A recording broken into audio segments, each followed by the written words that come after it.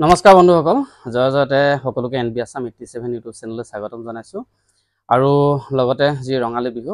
তথা বহাগ বিহু বহুত বহুত শুভেচ্ছা আৰু মৰম জনাইছোঁ এই বহাগৰ বেলাতে সকলোৰে মন প্ৰাণ ফূৰ্তি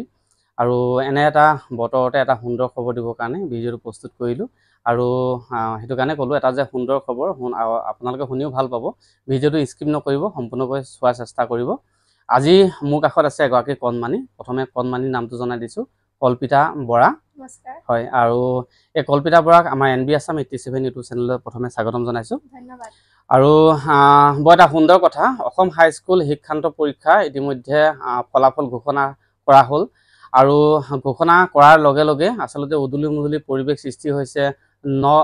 বকিয়াল নপাম তথা নাহচলা গাঁৱৰ আজি এই কল্পিতা বৰাৰ ঘৰত আৰু সেইটো কাৰণে মই আচলতে দুটা তিনিটা দিন পাৰ হৈ গৈছে সেইটো কাৰণে আপোনালোকৰ আগত ক্ষমা খুজিছোঁ যে এটা ইমান সুন্দৰ খবৰ আচলতে মই ততাতৈয়াকৈ দিব লাগিছিলে কিন্তু কৰ্মব্যস্ততাৰ মাজত আজিহে আহি উপস্থিত হৈছোহি যিয়ে নহওক এটা সুন্দৰ খবৰ অসম হাইস্কুল শিক্ষান্ত পৰীক্ষাত উত্তীৰ্ণ হোৱা আমাৰ এই কল্পিতা বৰা এটা সুন্দৰ খবৰ কি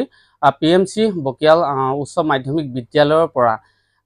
প্ৰথম স্থান পাই তিনিটা বিভাগত লেটাৰ পাবলৈ সক্ষম হৈছে আৰু আমাৰ আজি কল্পিতা বৰাৰ মুখেদি জানিব চেষ্টা কৰিম আচলতে কেনেধৰণে তেওঁ প্ৰস্তুতি চলাইছিলে আজি যিটো ৰিজাল্ট পাইছে সেই ৰিজাল্টটোক লৈ তাই সুখীনে মানে আৰু কিবা তাতকৈ ভাল ফলাফল তেখেতে আশা কৰিছিলে আৰু কেনেধৰণে পঢ়ি আজি এই স্থান পাবলৈ সক্ষম হৈছে কল্পিতা বৰা অকণমান জনাই দিয়া ধন্যবাদ আজি আপুনি আমাৰ ঘৰত উপস্থিত হোৱাৰ বাবে মই ৰিজাল্টটোত সুখীয়ে আৰু অলপ পাবলৈ চেষ্টা কৰিছিলোঁ খালি নহ'লগে আৰু আৰু এটা কথা মই এইখিনিতে উল্লেখ কৰিব লাগিব যে বহুত শুনিছোঁ আচলতে বহুত ভাল ভাল শিক্ষাৰ্থীয়ে এইবাৰ আচলতে যেনেধৰণে আচলতে অৱতীৰ্ণ হ'ব লাগিছিলে তেনেধৰণে হ'ব পৰা নাই মানে আমাৰ কল্পিতাই আশা কৰিছিলে যে আচলতে মোক অলপ আগত জনাইছিলে যে মানে 5টা বা 6টা ছাবজেক্টতে লেটাৰ পাই মানে প্ৰথম স্থান দখল কৰাৰ এটা চিন্তা আছিলে কিন্তু সেইটো নহ'ল যিয়ে নহওক আমি শুভেচ্ছা জনাইছোঁ আৰু যাতে ভৱিষ্যতে আৰু ভাল ৰিজাল্ট কৰিব আৰু আমাৰ কল্পিতাৰ পৰা জানিব চেষ্টা কৰিম যে ভৱিষ্যতে কি হোৱা পৰিকল্পনা আছে বা মানে কেনেধৰণে আগবাঢ়িম বুলি ভাবিছে মই এতিয়া সায়েন্স ল'ম সায়েন্স লৈ মোৰ সপোন আছে এগৰাকী ভাল মানুহ হোৱাৰ আৰু এটা সপোন সৰুৰ পৰাই বান্ধি ৰাখিছোঁ যে এজন ভাল অভিযন্তা হোৱা আচলতে এটা বহুত সুন্দৰ খবৰ নহয় বা বন্ধুসকল আচলতে তাৰমানে তাই বিজ্ঞান শাখাত ইতিমধ্যে এডমিশ্যন কৰিব আৰু এডমিশ্যন কৰাৰ পাছতে তাই এটা অভিযন্তা হোৱাৰ যি মনত এটা সপোন মানে পুহি ৰাখিছে আৰু সেইটো কাৰণে অশেষ মানে বহুত চেষ্টা কৰিব লাগিব বহুত কষ্ট কৰিব লাগিব সেইখিনি কৰিম আৰু পাৰিম এই মনোবল লৈ আচলতে এটা সুন্দৰ পদক্ষেপ হাতত লৈছে আৰু বন্ধুসকল আপোনালোকেও আশীৰ্বাদ কৰিব আচলতে তাই যাত্ৰাত যাতে সফল হ'ব পাৰে আৰু আমাৰ কল্পিতা বৰাই ইতিমধ্যে কিমান নম্বৰ পাই তুমি প্ৰথম স্থান পাবলৈ সক্ষম হৈছে মই 471 পালোঁ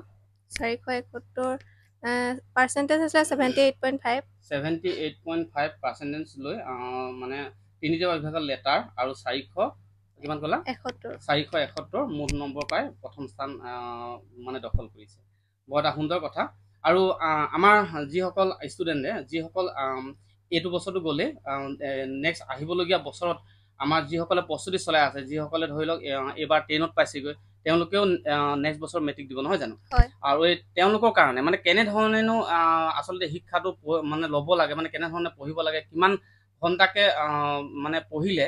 তোমাৰ স্থান পাবলৈ সক্ষম হ'ব তেনেধৰণৰ অকণমান যদি আমাৰ ভিউৱাৰসকলক অলপ জনাই দিয়ে ঘণ্টা বুলি নাই যিমান দেৰি পঢ়ে মানে মনোযোগ দি পঢ়িব লাগে ছাৰ বাইদেউ স্কুলত কোৱা কথাবোৰ মানিব লাগে ছাৰহঁতে আমাক মানে পৰীক্ষা বিষয়ক লৈ মানে কেনেকুৱা ধৰণৰ প্ৰশ্ন হ'ব দি থাকে এইবোৰ স্কুল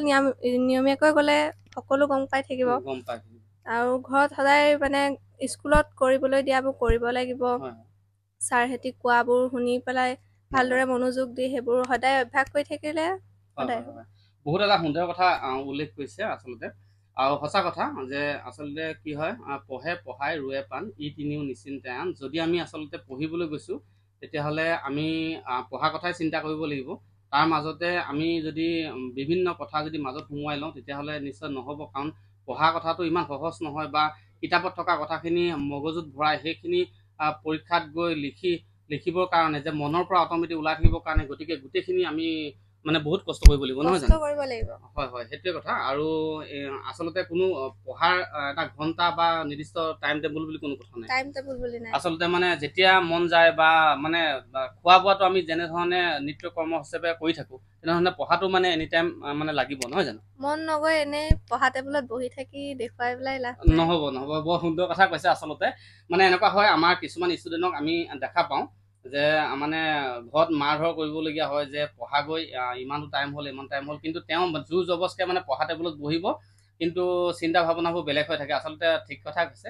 যে পঢ়িব যদি সঁচাকৈ ইচ্ছা কৰে বা কিবা এটা হোৱাৰ যদি সপোন মনত থাকে তেতিয়াহ'লে নিশ্চয় কষ্ট কৰিব লাগিব কেৱল পঢ়া টেবুলত গৈ কিতাপখন উলিয়াই মানে তেনেধৰণে থাকিলে নহ'ব নহয় জানো আৰু এইখিনি ক্ষেত্ৰত তোমাৰ পঢ়া ক্ষেত্ৰত মানে আমাৰ শিক্ষাগুৰুসকলে মানে কেনেধৰণে সহায় কৰিছিলে বা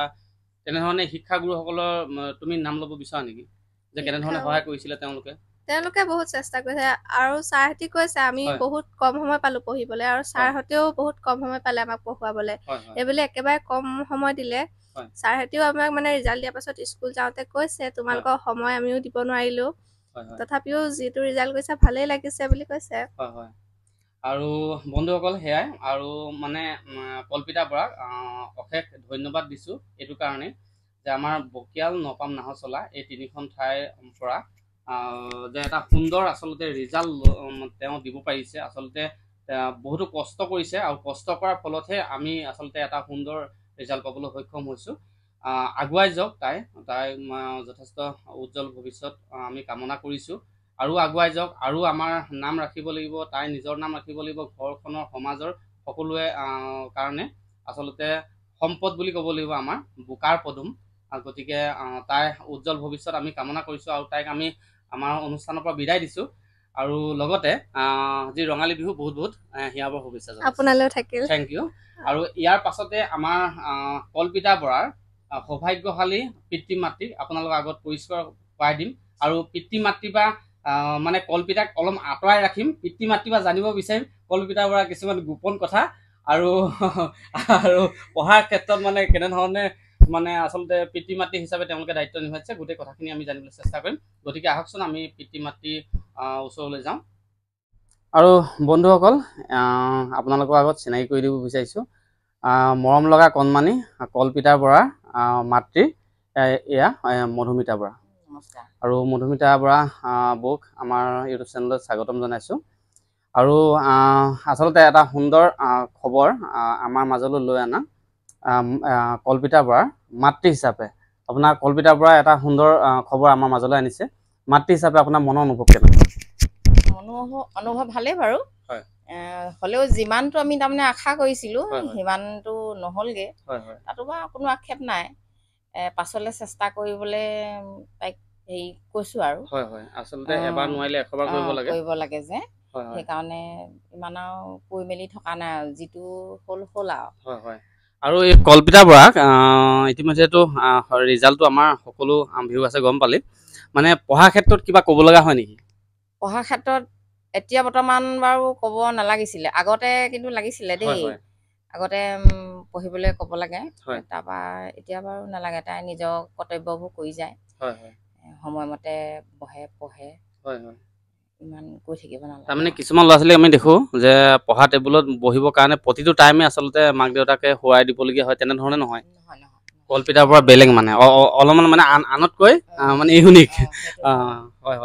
আৰু সেইটো কাৰণে আচলতে ইমানখিনি স্থান পাবলৈও সক্ষম হৈছে সেইটো হয় কল্পিতাৰ পৰা ইতিমধ্যে আমাক জনালে আমাৰ ভিউৱাৰ্ছসকলে সকলোৱে গম পালে যে এগৰাকী ভাল মানে আচলতে অভিযন্তা হোৱাৰ হেঁপাহ আছে এই ক্ষেত্ৰত মানে আপুনি কি ক'ব তাই যি ভাবে আমি মুঠতে সহায় কৰি যাম যিখিনি পিতৃ মাতৃ হিচাপে দায়িত্ব পালন কৰি যাম আৰু বাকীখিনি তাই নিজে কৰিব লাগিব আৰু বন্ধুসকলক মই অলপ আগত জনাইছিলোঁ যে পিতৃ মাতৃক চিনাকি কৰি দিম বুলি কিন্তু আচলতে পিতৃ আচলতে বিহু বতৰ নহয় জানো সেইটো কাৰণে মাছ ধৰিবলৈ ফিচাৰীলৈ গৈছে